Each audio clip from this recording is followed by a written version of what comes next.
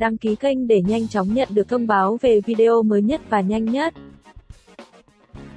Thái Từ Khôn lộ ảnh nhạy cảm, chút thuốc trẻ vị thành niên, chính chủ báo cảnh sát. Thái Từ Khôn lên tiếng về nghi vấn ép bạn gái phá thai, sống thác loạn.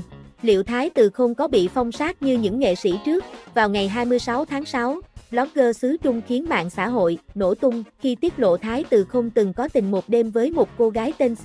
Đáng chú ý, sau khi cô gái này mang thai, nam ca sĩ đã bảo cô đi phá thai. Mẹ của Thái Từ Khôn sau khi biết chuyện đã liên hệ dàn xếp bồi thường 50.000 tệ, 1,6 tỷ đồng. Bức ảnh cô gái được cho là C cầm giấy phá thai và đoạn ghi âm của mẹ Thái Từ Khôn cũng được lan truyền chóng mặt trên mạng xã hội. Thậm chí, mẹ nam ca sĩ còn thuê thám tử tư theo dõi, lén lắp camera trước nhà cô C vì nghi ngờ cô bày trò mang thai giả hoặc gài bẫy con trai mình. Sau chiếc phốt chấn động trên, Thái Từ Khôn còn liên tiếp vướng thêm nhiều cáo buộc khác như có con với 3 người phụ nữ, từng quan hệ với trẻ vị thành niên. Bất chấp điều này, phía nam ca sĩ vẫn nhất quyết giữ im lặng và không hề đưa ra một lời giải thích nào. Hình ảnh của anh cũng vì vậy mà trở nên mất điểm khá nhiều trong mắt công chúng. Đặc biệt, dù im lặng nhưng Thái Từ Khôn vẫn bị gỡ tên khỏi loạt chương trình. Số tác phẩm hiển thị trên đao bần của anh trống không, sau đó đã được khôi phục lại như cũ. Ngoài ra, CCTV cũng gỡ toàn bộ video có liên quan đến Thái Từ Khôn. Đây được xem là loạt hành động mang tính phong sát ngầm đối với nghệ sĩ vướng phải bê bối nghiêm trọng về đạo đức. Suốt thời gian dài, Thái Từ Khôn không có bất kỳ động thái nào liên quan đến sự việc. Phòng làm việc giữ im lặng, đơn vị truyền thông đều không có cách nào tiếp cận được anh. Nhắn tin vào tài khoản Weibo của Thái Từ Khôn chỉ nhận được câu trả lời tự động, đang thu âm bài hát mới. Thái Từ Khôn càng im lặng, càng có nhiều thông tin bất lợi hướng về phía anh. Từ ngôi sao hot hàng đầu giới giải trí Showbiz thời điểm này, Thái Từ Khôn khiến không ít khán giả ác cảm vì im hơi lặng tiếng. Tất cả show có tên Thái Từ Khôn đều gạch tên nam ca sĩ như Thần Tượng Producer, Thanh Xuân Có Bạn 2, Cam Bút Go, Keep Running, phim Tôi Sẽ Không Bị Để Con Gái Bắt Nạt.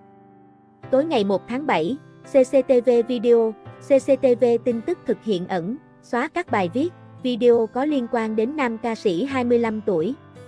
Weibo chính thức của Iki cũng không thể tìm kiếm tên Thái Từ Khôn.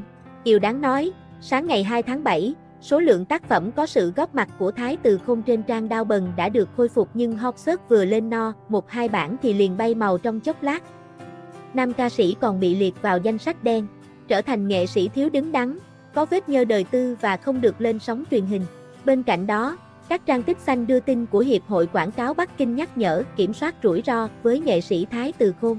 Đến thời điểm tên tuổi, danh dự bị ảnh hưởng nghiêm trọng không khác gì bị phong sát, Thái Từ Khôn mới chính thức có động thái đầu tiên. Sau một tuần im lặng trước loạt bê bối, Thái Từ Khôn đã chính thức đưa ra lời giải thích cho mọi chuyện vào ngày 3 tháng 7. Cụ thể, nam ca sĩ thừa nhận từ có quan hệ tình cảm với cô C và cho biết mọi việc giữa cả hai đã giải quyết ổn thỏa vào năm 2021.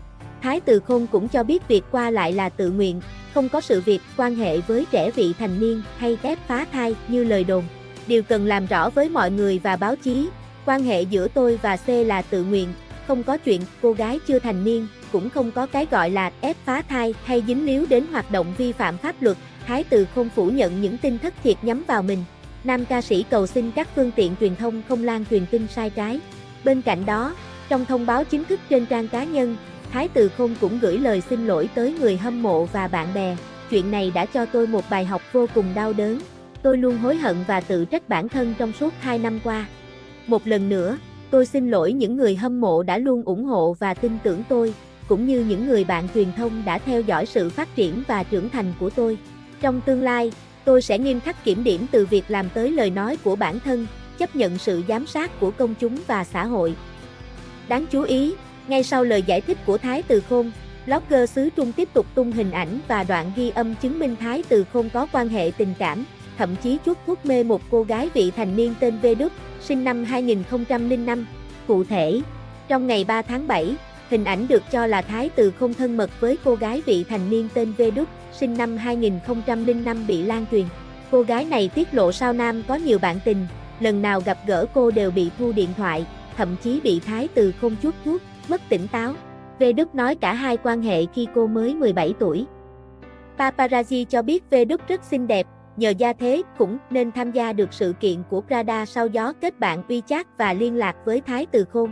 V-Dub cũng đã từng về nhà Thái Từ Khôn nhiều lần, từng cùng Thái Từ Khôn đến sự kiện của Gentle Monster để chụp ảnh cho nam ca sĩ. V-Dub tiết lộ rằng Thái Từ Khôn rất cảnh giác nên khi nào gặp nhau cô cũng bị thu điện thoại. Đến ảnh thân mật của cả hai cũng là do nhân viên chụp trộm và gửi cho cô.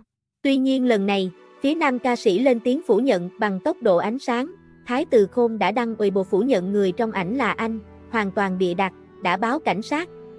Trong ảnh không phải tôi. Chủ nhân thực sự của bức ảnh cũng lên tiếng giải oan cho Thái Từ Khôn.